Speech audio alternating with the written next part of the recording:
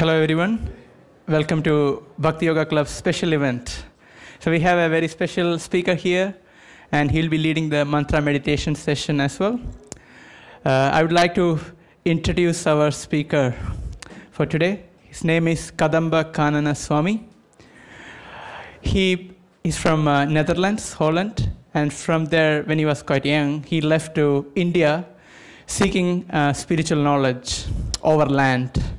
So he hopped onto a magic bus. So it was a long journey, and he reached India, where he came in touch with yoga philosophy, mantra meditation, and things similar to that. And now he travels around the world. He gives seminars in many universities. He leads mantra meditations in many forums. So we are very happy to have him here. So we welcome him by clapping.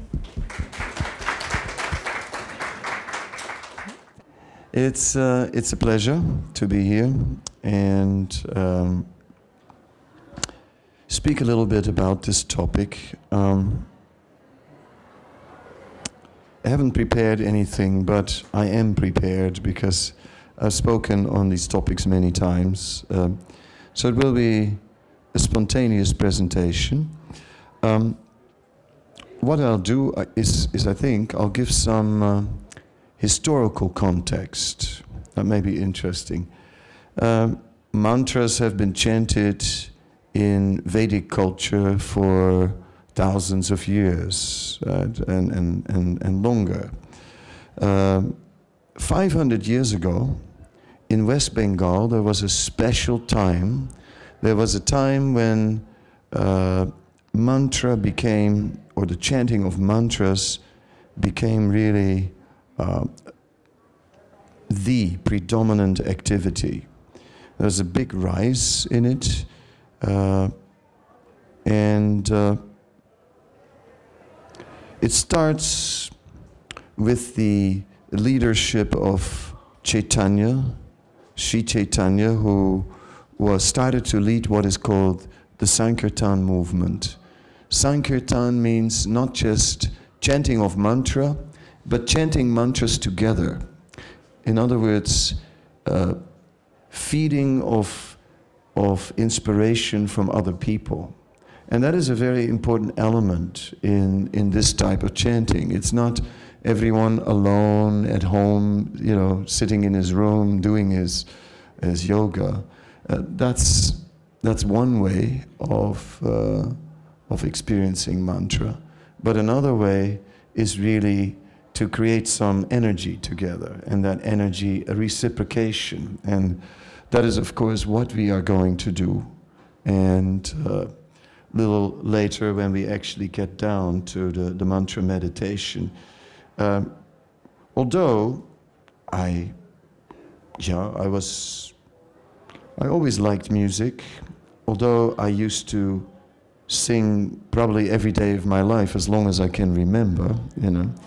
And although I've done this kind of mantra meditation, or kirtan is another name for it, for so many years, still you never know what's going to happen, because it's not like a concert. You know, if you do a concert, you may rehearse and rehearse and rehearse to a point where you just can reproduce the thing perfectly, right? And it's like everything is controlled, and you know, and you just know how to produce a certain sound. So it's not at all like that. It's a spontaneous thing. Like, I've never touched that thing in my life. I don't know what sound's going to come out of it, but we'll see. So the instruments in themselves are unknown. The singers, I don't know if you can sing or if you croak, you know. We'll find out in due course of time. But somehow or other, it doesn't matter, because it blends in, and it's not really about a perfect musical sound. It's about a spirit. It's about enthusiasm. So everyone partakes, and then it's about how much you partake that will start to create the energy.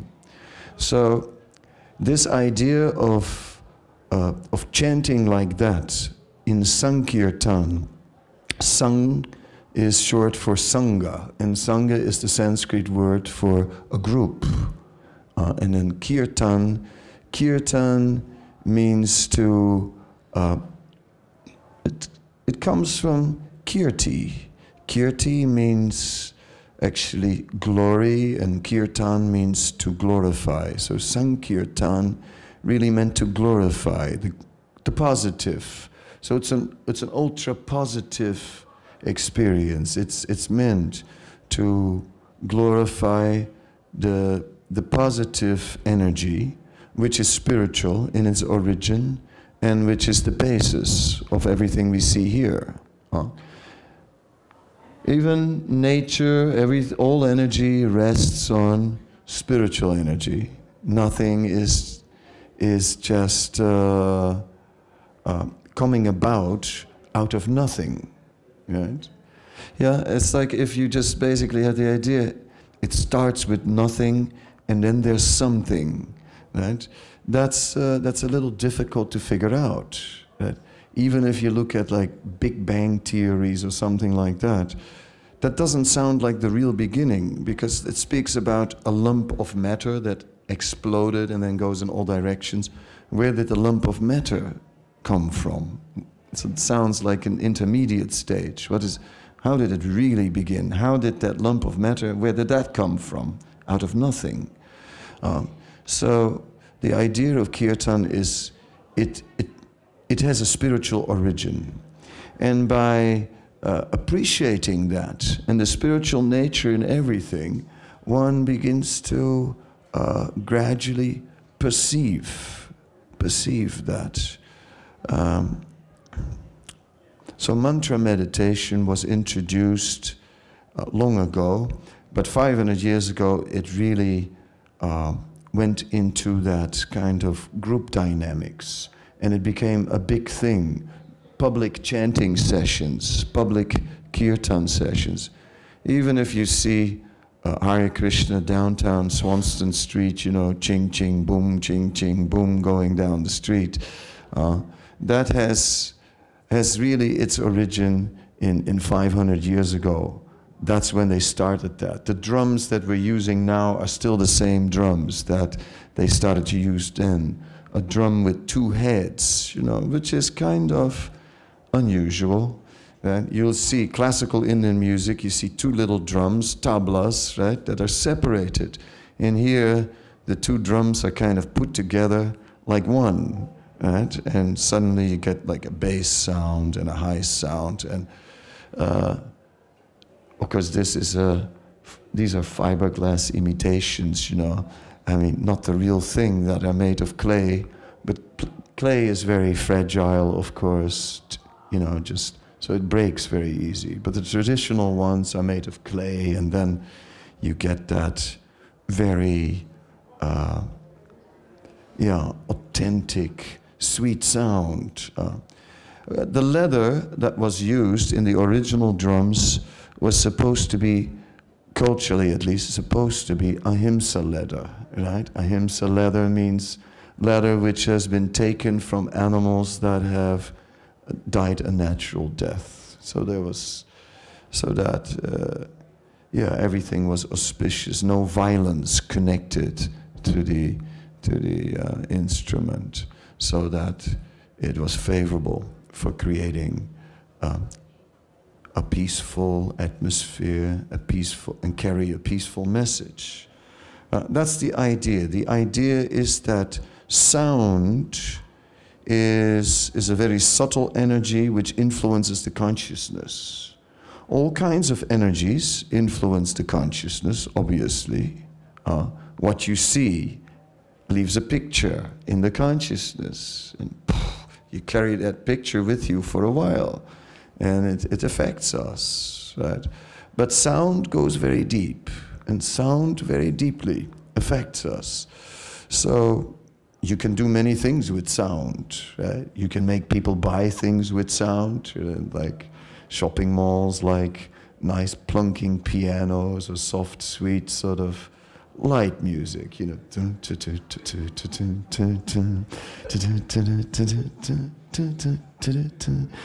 And throw it in your shopping bag. Grab one here and grab one there. And take some more. There's no end to it. Never ends. Right, you know, at the end, the bill. Woo. And the music was part of it. It helped. It worked, right? So, construction workers, you know, they gotta have a radio. They gotta have one. There's no way. You can't build a building without a radio. And that's universal all over the world, actually. Wherever, it doesn't matter, you know. Anywhere in the world, it's there, you know. That's how buildings are built, right? So, music has a great effect on the consciousness in so many ways, so many ways. But, you know, this kind of music, all right, it's like, it's meant for upliftment of consciousness. Anyone can use a little upliftment because there's so many things that burden the consciousness, like exams, or bills, or tax, you know. Tax is such a thing that can burden anyone's consciousness. Just like, I mean, tax, how can you see tax in a positive light, you know? It's just something you don't want to do. You know, try and see it positive. You know, it's like, the government's doing a lot of good work for the people. Come on, you believe that? The tax is for fat salaries going into certain pockets. Anyway, maybe some also is for the good of the people. Possibly. Why not? Must be.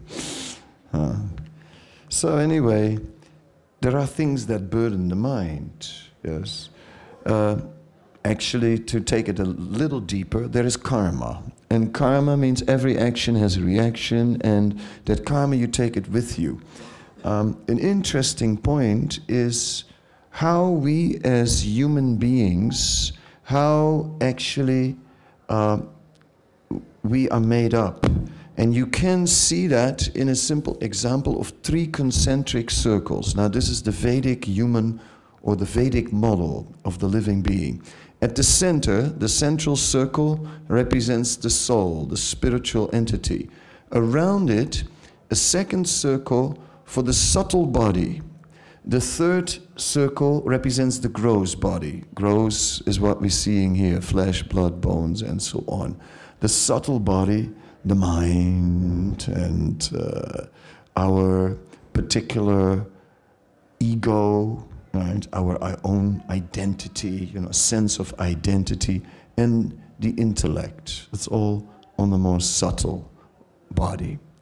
Now it says, at the time of death, whatever, then the gross body disappears, but the soul in the subtle body is what exits from this body. So, according to the Vedic idea, when you die, the mind goes with you. And then, according to the Vedic idea, you go again into another body, and there, your old mind is still with you. And all the impressions from previous lives are with you, but are now going in the subconsciousness. It's interesting that in Vedic text you find description of subconsciousness, the same thing you found in Jungian and Freudian philosophy. It's already there, thousands of years earlier in Vedic text. But it says what goes in the subconsciousness is impressions from the last life. And they still influence us in this life. So that creates the continuum. And you have these urges, you know, that like, I feel it really deep, I gotta do it, I don't know, it's me. Yeah, I gotta dance. Yeah, you were a dancer in your last life, right? You're a dancer in your last life. So somehow or other, the urge is there again and again. And in this way, there's a continuum, and still we can start each life with a new identity, so that we have a fresh start. Because, you know, if we would remember everything from last life, you can imagine, okay, nah, I'm not going to try that. Did that before. You wouldn't try anything, right? Because, so nah, done that already. Nah, that's okay. But now, each life, we start with freshness and innocence. Like you see, old people are not only physically tired, usually they're also mentally tired. But kids, you know, they're fresh and full of like new life and energy, and they want to discover and they want to try. Yeah. So in this way, a cycle. Anyway, the mind, so in the mind we carry all these impressions of so many lives, and not just the last, but also the one before. It's still all working in us today. And that's so in that way also you have a bit of a burden actually. Especially of the negative activity we engaged in, which of course everyone also did. We did it in this life, so you can imagine what we did in previous lives. So we carry that. So it's like static electricity, you know, you just rub and you get from the friction you get a charge. So the mind is all charged up from the friction that came from interaction with the world. And that's there. And when we chant this mantra, it sort of, it liberates us from some of that. It just disappears. It dissolves some of that. That burden goes. And actually, the mind becomes liberated. See, that's what we do. So we have our individual karma, our individual charge, you know, and we have a collective one as well. And there's a whole cloud hanging over Melbourne. I mean, not the rain cloud this time, but this time it's the karma cloud, collective karma of Melbourne. And just mantra can lift that up, can lift up the whole atmosphere, individually and collectively.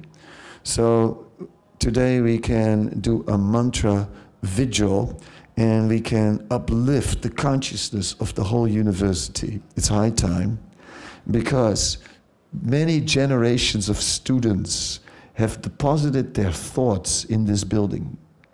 Yes, the ether in the building, people, you know, since a long time, since the 60s, have been speaking about good vibrations and bad vibrations, right? And what is all this vibration stuff anyway? Was it sort of LSD induced? Possibly. I don't hold it for impossible. But still, it had actually some other roots. It had, because it's true that thoughts leave traces in the ether. Okay, we can all do some heavy thinking, get a heavy ether. Right, Scott, what's in this room? There's a real heavy atmosphere here. Oh yes, if you knew the things that have been going on in this room in the Second World War, this room, oh really, yes.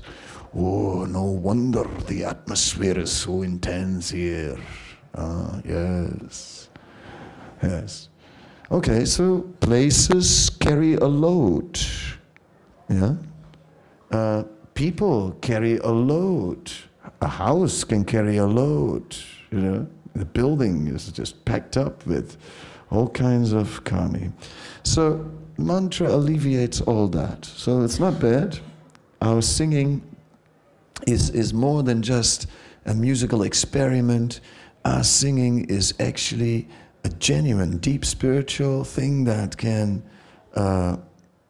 just scientifically lift up the whole consciousness of the uni, which I think is a great thing to do. That's why I was excited about coming here today and to see if we can build something up. Meditation is a big word when it comes to mantra, and when it comes to me, what can I say, you know, like, I haven't always done this mantra. There was a time, since I am sort of from the 60s, my first instrument was a guitar, and what can I say, it was electric, and it was loud, and it was rocking, and Jimi Hendrix was sort of a model in those days for many, or other type of music. So it happens that when I go into raga, the Indian raga type of thing, that somewhere on the way it turns into rock. That could possibly happen today also. Don't hold it against me. It's just, old habits die hard, what can you do? Sorry for that. But, anyway, it's like, what's wrong with rock anyway, right? I mean, I think, there's nothing wrong with that. I did break a few of these mridangas, or these harmoniums in my days. I hope it's not going to happen to this one. Just as some rockers used to break guitars on stage, but I'm pretty tame these days. I'm not going to throw it around the room, So if you're looking for anything like that, I'm sorry to disappoint you. Because the effect of the mantra is not just showbiz. It's really like, it's something personal. It's something about getting a better quality of life. Somehow or other, nowadays, when it comes to quality of life, we're so focused on the external, you know what I mean? A nice soft cushion here, 7 different types of shaving cream standing next to the shelf. What do you want? Gel, foam, this, that, or you want to use the brush like your grandfather to feel nostalgic. What would you like to shave with? A Mac 3 or a Mac 4? Or would you like to, have an electric shaver but with blades at the same time so that you don't have to miss the foam experience? Oh yes. And while you were at it, it's loaded up with vitamin E, so it revitalizes your face as you shave and you become younger every time. Don't shave too much, because, you might be a kid before you know it. So we're living in this world, where everything is just really designed for like the wonderful physical experience. What kind of ice cream would you want? We've got only 87 flavors in this store, and we're really sorry that we can't just stock anymore, but we do add some variety to those 87 base flavors by adding many varieties. And in fact, with all that, we can offer you 731 different flavors today. And which one would you like? Too many choices, I don't know. Stress. Kind of just be in a store where there's just vanilla and strawberry, simple, make life easy, black or white, so many shades. I mean, which one do I like? I don't know. I mean, life, stress, right? So much on the external, so much on the body, so much on the senses, the tongue, the eyes, the ears, the nose, and the skin. And so, yeah, peace of mind, I mean, man, give me a break. Got no time for stuff like that. We got things to do.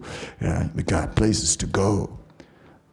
I was in New York City, and I saw a school class come out of the subway, and the teachers were going, go, go, go, go. I thought, perfect education. Perfect. Perfect. I was impressed by the standard of education. Adapted children, to society at first class. Really good. Yeah, so mantra reconnects us, with something deeper within ourselves, beyond externals.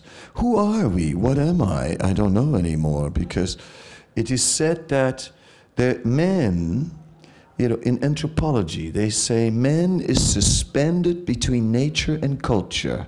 And somewhere between nature and culture we are, and this culture comes in layers on top of our nature, and at one point you don't know anymore what is nature and what is culture. They're hard to separate. Yeah? Mantra brings us back to our roots, to our true self. We reconnect, and actually that's in a sense a liberation. In a sense you feel, hey, that feels good. That feels what I actually should have been all along.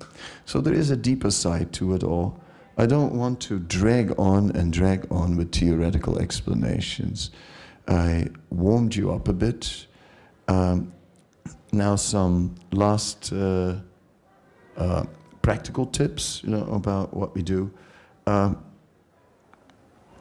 We'll start slowly, building up, and it's repetitious, and then of course, I'm going to spur you on to sing louder, because there's always the wallflowers who sort of hope that no one hears them, But no, go ahead, just get into it. And if we do, then I may try some experiments, ladies only, men only, and create all kinds of dynamics. So it's going to be some sort of musical workshop, experience, mantra, meditation. There you go. So we'll see what happens. Last but not least, if anyone wants to get a little interactive, that's modern, and throw a question at me or some remark, most welcome. So I have a few minutes for that, and then I'll go down, because Vedic culture is a floor culture, and it makes a lot of sense. In the modern times, you got expensive designers' chairs, and we work hard to pay a fortune, and then for our health, the first thing we have to do is sit on the floor. So may as well sit on the floor straight away and stay healthy like that. So I'll go down as well on the floor, join you there, unless you have a question or a comment. Yes, a hand in the back. I completely believe the Vedic culture and the Sanatan culture, and I just want to combine the meaning of science with the... Science, you want to bring science in the picture. So, in science we believe that our human body or a baby gets 50% of the gene from his or her mother and 50% from his or her father. Yeah. And among the 50%, 25% from grandparents, each dad or mom. So, as you are saying that a human soul is actually, when transmitting from one body to another body, he is carrying the shuttle body. And my question is, when a baby born, so he's following his parents' culture, how his parents are educating him, and do you think that it's actually the combination of the parents' culture and when he grow up and understands, is it a mixture of everything? I'm getting my mom. Yeah. Well, it's powerful. Thanks. Yes, okay, you bring in genetics, fine. Yes, so what the Vedic culture is telling us is that the child, when it is conceived, that male and female substances unite, and when there is conception, that at that point they attract a particular being, spiritual being, that enters into that physical mixture.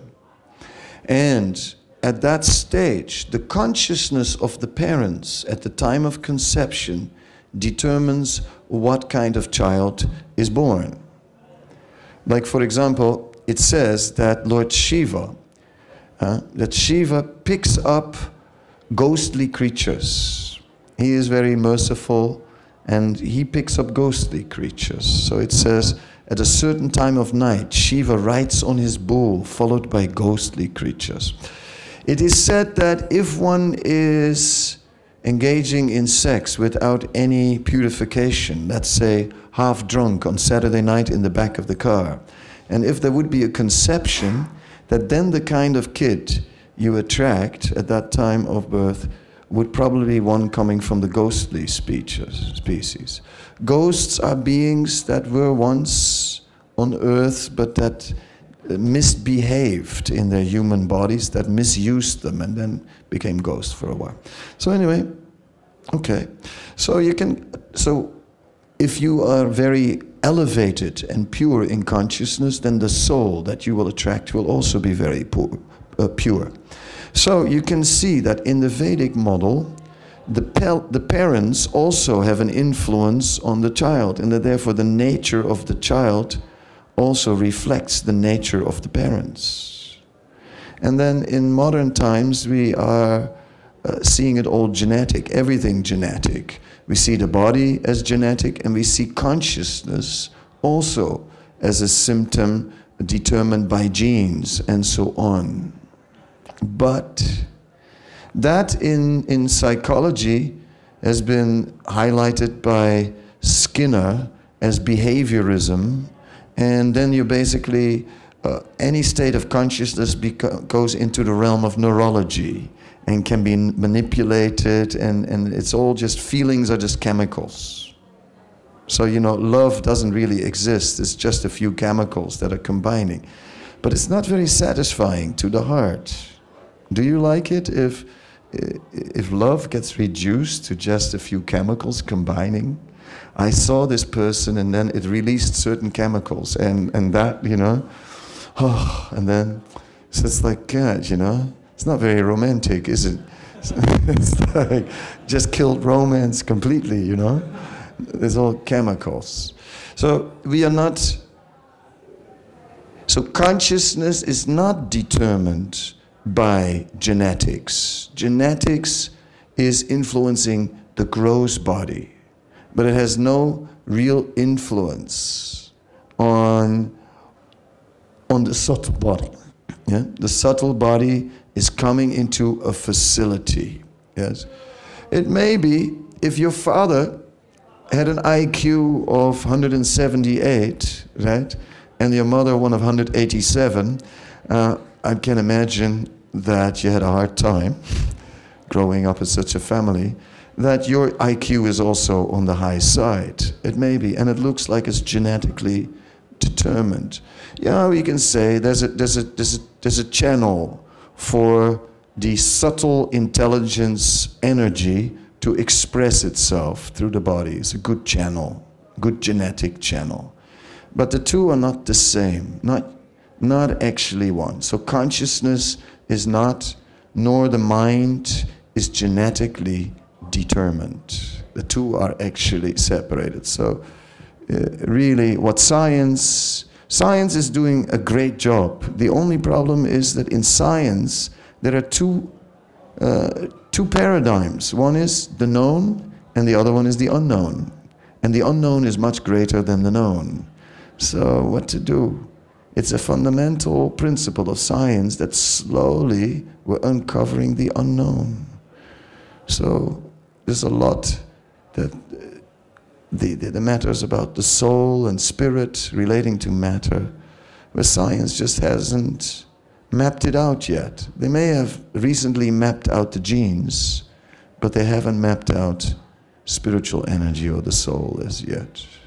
So what can I say about science? Keep it up, good work, and with time there will be progress. Although sometimes I think that science, as they make progress, on the one hand, that they lose information on the other, and sometimes I have a feeling that it's like a drifting continent of knowledge, going forward in one direction and losing so much knowledge in the other. Grandmother's knowledge of herbs nowadays is pretty much forgotten. And there was something to it. So what is science? Win a few, lose a few. Anyway, leaving science apart, that for what it is, thanks for your contribution, appreciate it, good point. We're going down to action now. I'm going to try my new tune on you that I've been doing lately. It's like somehow or other I make my own tunes. This one's maybe a little complicated, but I'm sure you'll get it after a while, and once it's going, it's nice.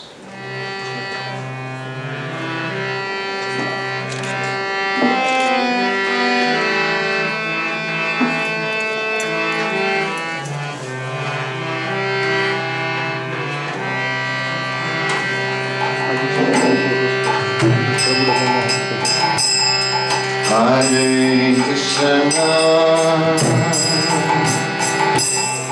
Hare Krishna,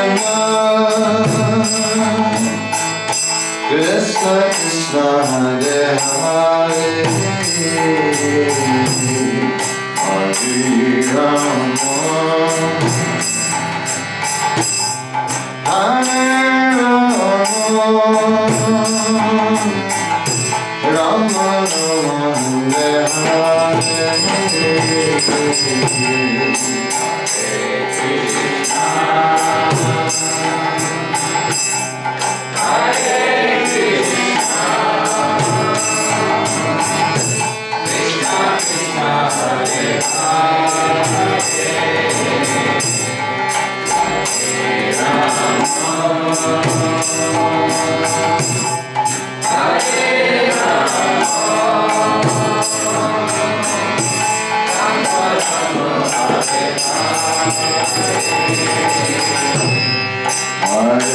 Krishna, Hare Krishna, Krishna Krishna, Hare Hare, Hare Rama, Hare Rama, Rama Rama, Hare Hare.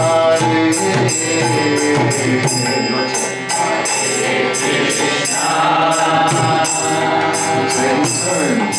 Hare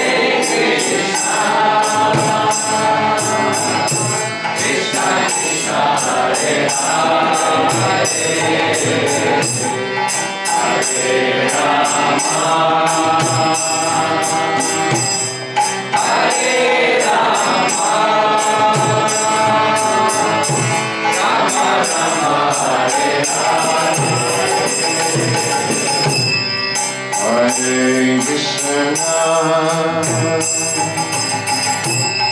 Hare Krishna, Krishna Krishna, Hare Hare, Hare Rama, Hare Rama, Rama Rama, Hare Hare, Hare Krishna, Hare Krishna,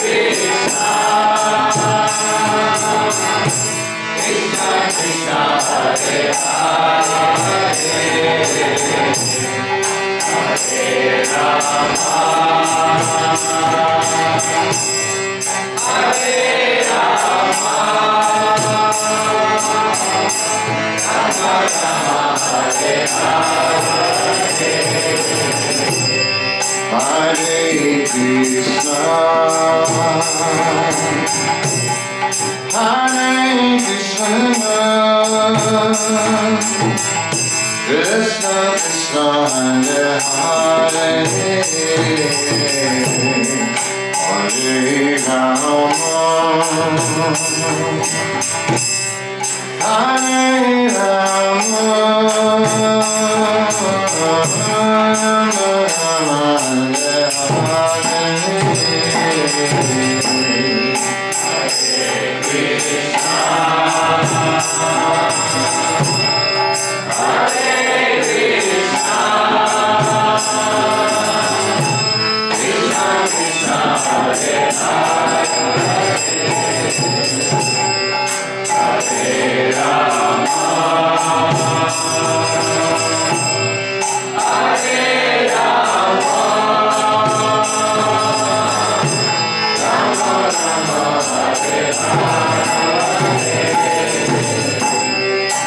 Krishna, Krishna Krishna, Hare Hare, Hare Rama, Hare Rama, Rama Rama, Hare Krishna, Hare Krishna, Krishna Krishna, Hare Hare, Hare Rama, Hare Rama, Rama Rama, Hare Hare Krishna, Hare Krishna, Krishna Krishna, Hare Hare, Hare Rama, Hare Rama, Rama Rama, Hare Krishna, Hare Krishna, Krishna Krishna, Hare Hare, Hare Rama, Hare Rama, Rama Rama, Hare Hare, Hare Krishna, Hare Krishna, Krishna Krishna, Hare Hare, Hare Rama, Hare Rama, Rama Rama, Hare Hare, Hare Krishna, Hare Krishna, Krishna Krishna, Hare Hare, Hare Rama,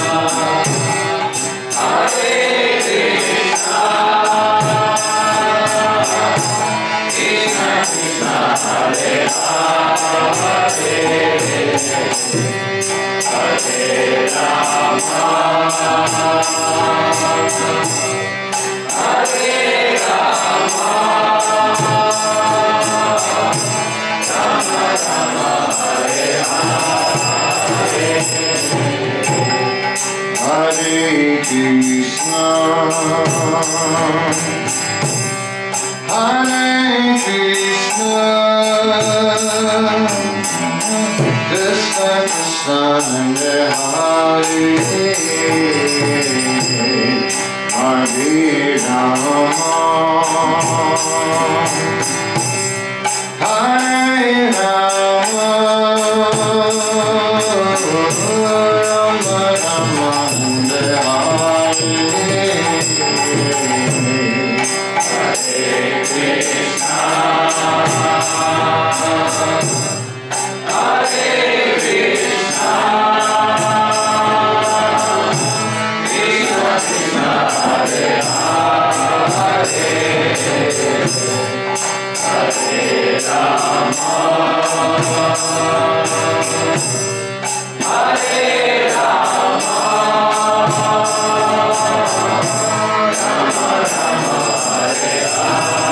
Now the ladies told me.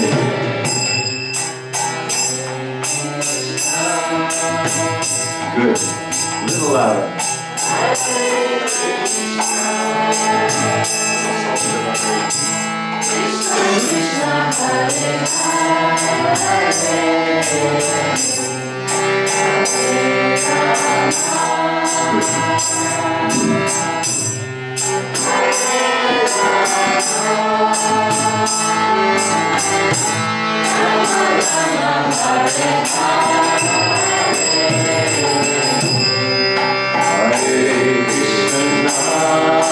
Everybody. Amen. Hare Krishna, Krishna Krishna, Hare Hare, Hare Rama, Hare Rama, Rama Rama, Hare Hare.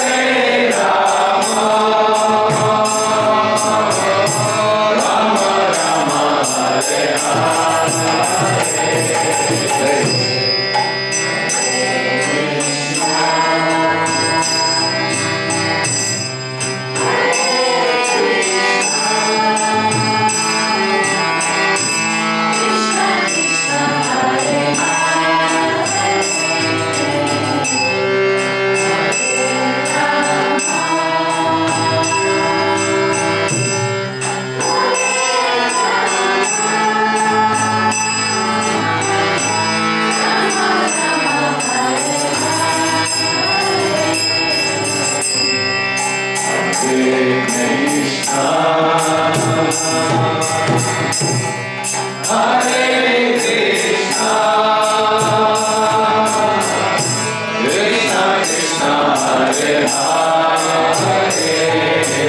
Hare